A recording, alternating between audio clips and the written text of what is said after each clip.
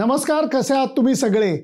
तुम्हाला मी अगोदर ही गोष्ट सांगितलेली होती की तेंडल्या नावाच्या सिनेमामध्ये मी खऱ्या अर्थाने मन गुंतवलंय.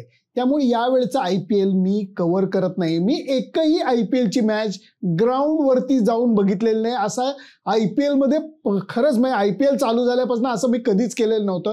परंतु या सिनेमाचं लग्न हे अगदी तोंडावरती आलंय. 5 मेला आमचा सिनेमा महाराष्ट्रातल्या 100 थिएटरमध्ये रिलीज होतोय.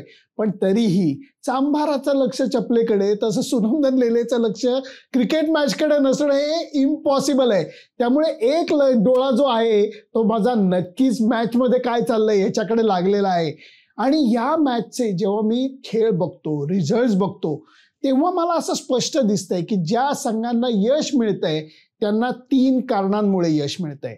पहिलं कारण, पॉवर प्ले म्हणजे पहिल्या 6 ओव्हर्समध्ये ज्या संघांना तगडी बॅटिंग करता आली आहे, कमीत कमी विकेट गमावून चांगल्या धावा काढता आल्या आहेत, त्यांना एक बूस्टर डोस मिळतोय आणि त्यामुळे त्यांना मोठ्या धावांचा पाठलाग करणं शक्य होतंय किंवा मोठ्या धावा उभारण्याकरता त्यांना जास्त पाठबळ मिळतंय.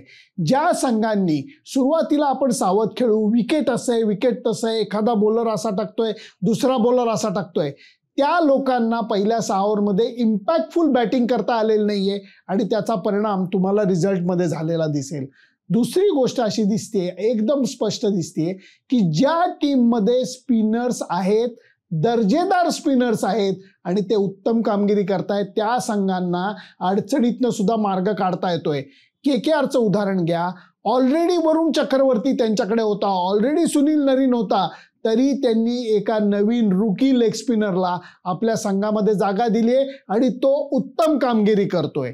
आणि त्याचबरोबर गुजरातच्या संघाकडे जर का पाहिलं तर रशीद खान, ज्याचा मी T20 क्रिकेटच्या बाबतीत फॅन आहे, मी 1000 वेळाला म्हणलेलं आहे की तो ग्लोबल सुपरस्टार आहे T20 क्रिकेटचा. त्याचा इम्पॅक्ट सुद्धा आपण पाहिला तर जबरदस्त. चेन्नई सुपर किंग्समध्ये सुद्धा सर रवींद्र जडेजा जी बॉलिंग करतायत ती संघाला पहिलं तरी नेते. आणि तिसरा जो मला महत्त्वाचा फॅक्टर वाटतोय आणि तो म्हणजे कॅप्टनशिपचा. सगळेजण म्हणतात की अरे धोनी 40शीचा झाला, पण धोनीचा कॅप्टन म्हणून या IPL मध्ये इम्पॅक्ट परत एकदा दिसून येतोय. हळूच तो फिल्डर इकडचा तिकडं हलवतो, हळूच एखाद्या बॉलरला छोटीशी टिप देतो, ज्याचा परिणाम बॅट्समन अडचणीमध्ये येण्यामध्ये आपल्याला झालेला दिसतोय. आणि त्यामुळे चेन्नई सुपर किंग्सचा संघ सुद्धा या IPL मध्ये, ज्यांना डॅड्स आर्मी म्हणलं जातंय, तरी ते परफॉर्मन्स उत्तम करतायत. त्यांना सुद्धा सुरुवातीला ऋतुराज गायकवाड आणि डेव्हॉन कॉनवे हे जबरदस्त सुरुवात करून देतोय आणि त्याचा परिणाम झालेला दिसतोय. ज्या ज्या वेळेला बँगलोरच्या संघामध्ये विराट कोहली आणि फाफ डु प्लेसी जबरदस्त सुरुवात करून देतात, त्यांना यशाचा मार्ग सापडलेला आहे. त्यामुळे पॉवर प्ले मधला दणका, स्पिनर्सचा असलेलं प्रभुत्व आणि कॅप्टनशिपचा असलेला प्रभाव, या मला 3 कारणांमुळे ज्या संघांना यश मिळतंय ते, ज्या संघांना यश मिळत नाहीये त्यांचे कॅप्टनच थोडेसे डळमळीत क्रिकेट खेळतायत. त्यांच्या एकतर धावा होत नाहीत किंवा त्यांना विकेट्स मिळत नाहीयेत. काही जणांना इंजुरी झालेली आहे. उदाहरणार्थ शिखर धवन, सुंदर सुरुवात त्यांनी केलेली होती बॅट्समन म्हणून, कॅप्टन म्हणून, आणि नंतर त्यालाच इंजुरी झालेली दिसते. रोहित शर्माला योग्य तो सूर गवसलेला नाही बॅटिंग करताना, मुंबई इंडियन्सवरती त्याचा परिणाम झालेला दिसतोय.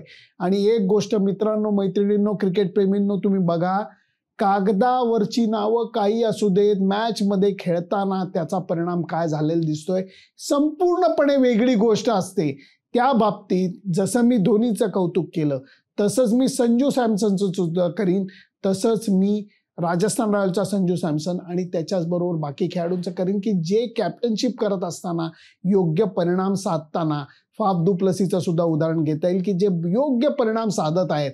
म्हणून सुरुवातीपासून मी म्हणतोय, गुजरातचा संघ आणि राजस्थानचा संघ हे स्थिर प्रवास करतायत. चेन्नईचा संघ सुद्धा अपेक्षेप्रमाणे नेहमीच अडचणीतनं मार्ग काढून योग्य ठिकाणी पोहोचलेला दिसतोय. धोनीचा करिश्मा परत होताना दिसतोय. धोनीच्या गुडघ्याला पहिल्या मॅचमध्ये दुखापत झालेली आहे. बॅटिंगमध्ये तो 7 आणि 8 नंबरला येतो. त्याचे चाहते म्हणतात अरे हा वरती का बॅटिंगला येत नाहीये, पण त्याच्या गुडघ्याला दुखापत झालेली दिसतेय आणि त्यामुळे त्याला सांभाळून खेळण्या वाचून पर्याय नाही. पण तरीही विकेट किपिंग असू देत, कॅप्टनशिप असू देत, याच्यामध्ये तो योग्य परिणाम साधताना दिसतोय. शेवटचा फक्त मुद्दा मांडतो की आता IPL जरी चालू असली तरी वर्ल्ड टेस्ट चॅम्पियनशिपचे पडघम हे हळूहळू वाजायला लागलेले आहेत आणि ह्याच्यामध्ये टीम डिक्लेअर झालेली आहे. अनपेक्षित गोष्ट कुठलीच घडलेली नाही, सगळ्यांना योग्य जागी जागा मिळालेली आहे. फक्त श्रेयस अय्यरला झालेल्या दुखापतीमुळे एका खेळाडूला संधी मिळालेली आहे आणि त्याचं नाव आहे अजिंक्य रहाणे. गंमत बघा, पुजारा जो होता, पुजारा काउंटी क्रिकेट खेळायला गेला, मस्त बॅटिंग तो तिथं करतोय, गेल्यापासून 100 धावांची तो माळ तिकडे लावतोय. मला वाटलेलं होतं की काउंटीचं कॉन्ट्रॅक्ट अजिंक्य रहाणेला सुद्धा मिळालेलं आहे. तो जर का इंग्लंडमध्ये जाऊन काउंटी खेळला असता आणि पुजारासारख्या धावा त्यांनी केल्या असत्या तर निवड समितीच्या डोक्यात प्रकाश पडला असता. ही शंकेची पाल माझ्या मनात चुकचुकलेली होती, कारण चेन्नईच्या सुरुवातीच्या सामन्यामध्ये अजिंक्य रहाणेला संधी मिळालेली नव्हती. परंतु महेंद्रसिंग धोनी हा जोहरी आहे. योग्य वेळी योग्य माणसाला पैलू पाडण्याचं कसब त्याच्याकडे आहे. त्यांनी अजिंक्य रहाणेला नुसती संधी नाही दिली तर तो मला म्हणालेला होता, अगर जिंक्स को खिलाना है तो 1, 2 या 3 नंबर पे ही खिला सकते हैं, बाद में उसका ज्यादा उपयोग नहीं हो सकता. त्यामुळे त्यांनी 3 नंबरला अजिंक्य रहाणेला संधी दिली. त्या संधीचं अजिंक्य रहाणेंनी सोनं नाही तर प्लॅटिनम करून दाखवलेलं आहे. आउटस्टँडिंग बॅटिंग करतोय, दात न ओठ न खाता मोठे फटके तो सहज मारतोय. बँगलोरच्या मॅचमध्ये त्यांनी मारलेला फटका हा छतावर जाऊन पडला. अजिंक्य रहाणे सुद्धा आज आला होता स्वतः शॉट मारून, परंतु त्यांनी जी काय करतं बॅटनी करून दाखवलेली आहे. त्यामुळे त्याला वर्ल्ड टेस्ट चॅम्पियनशिपच्या फायनलच्या टीममध्ये संधी मिळालेली आहे. ही संधी अजिंक्यसाठी खूप मोलाची आहे.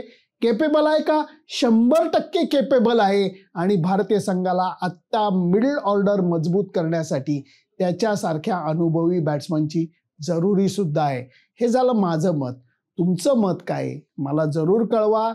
आणि त्याच्यासाठी माझं फेसबुक पेज, माझं यूट्यूब चॅनल सबस्क्राईब करायला विसरू नका. आणि त्याचबरोबर मित्रांनो, मैत्रिणींनो, तुमच्या पुढे हक्काने मी आव्हान करतो, तेंडल्या सिनेमाला सुद्धा मनापासनं पाठिंबा द्या. 5 तारखेला हा महाराष्ट्रातल्या 100 थिएटरमध्ये रिलीज होतोय. तुमच्या गावी हा सिनेमा जरूर बघा. कसा वाटतोय आम्हाला जरूर कळवा. आणि फेसबुक, यूट्यूब, इंस्टाग्राम ह्याच्यावरती तुमचा अभिप्राय नोंदवायला विसरू नका, कारण त्या रूपानंच या सिनेमाचे जे करता धरता आहेत त्यांना तुमचा पाठिंबा मिळणार आहे. आणि खरंच तुम्हाला सांगतो, तुमच्या आशीर्वादाची, तुमच्या सपोर्टची, तुमच्या गुड विशेसची आणि पाठिंब्याची तेंडल्या सिनेमा करणाऱ्यांना नितांत गरज आहे. त्यामुळे परत भेटूयात, कारण आता सिनेमा तोंडावरती आलाय, IPL रंग भरतीये. त्यामुळे परत मी तुमच्या भेटीला येणारच आहे. Bye bye.